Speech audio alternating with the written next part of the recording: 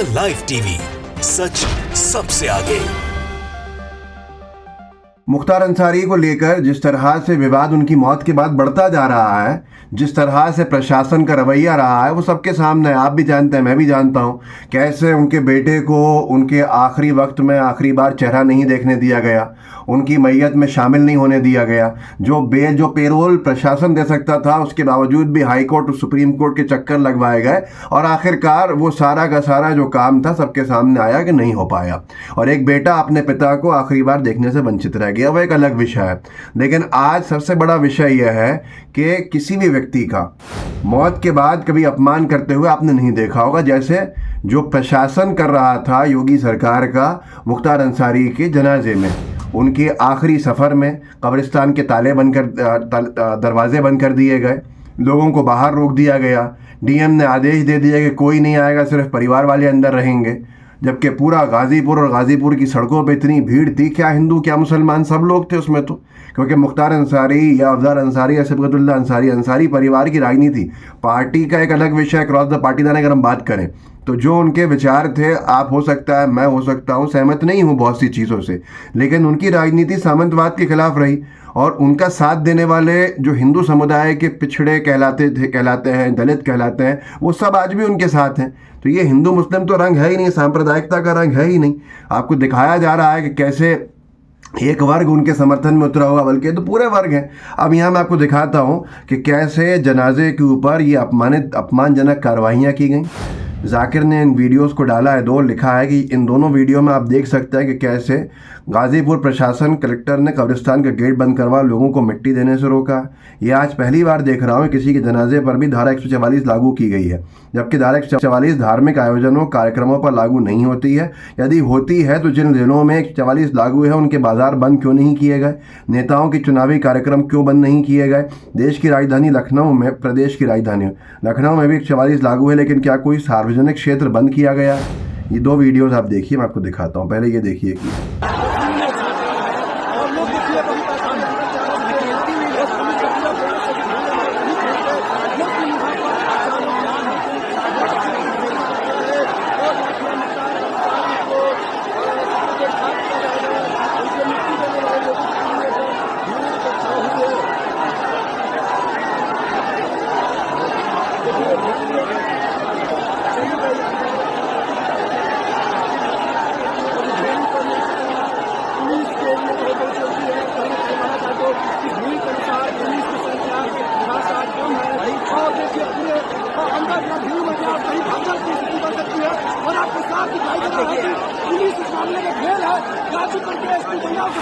तो ये आपने देखा किस तरह से दरवाजे बंद करने से कितना हंगामा हुआ।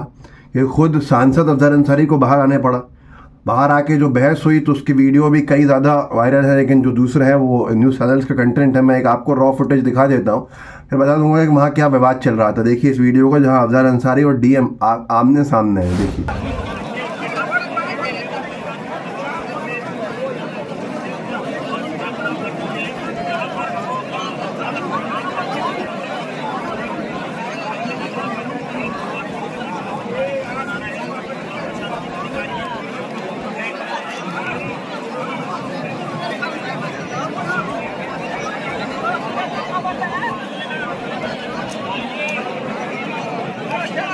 भैया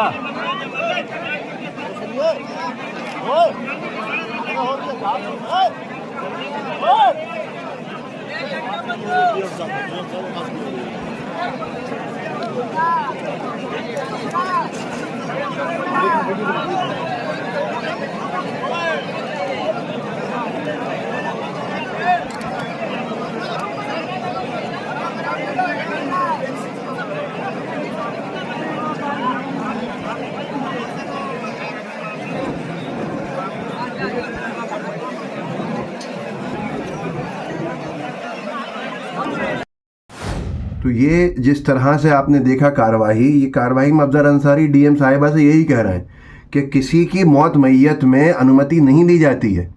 डीएम साहिबा ये कह रही हैं कि आपने अनुमति क्यों नहीं दी सबको मिट्टी दिलवाने की, मिट्टी सिर्फ घर वाले देंगे।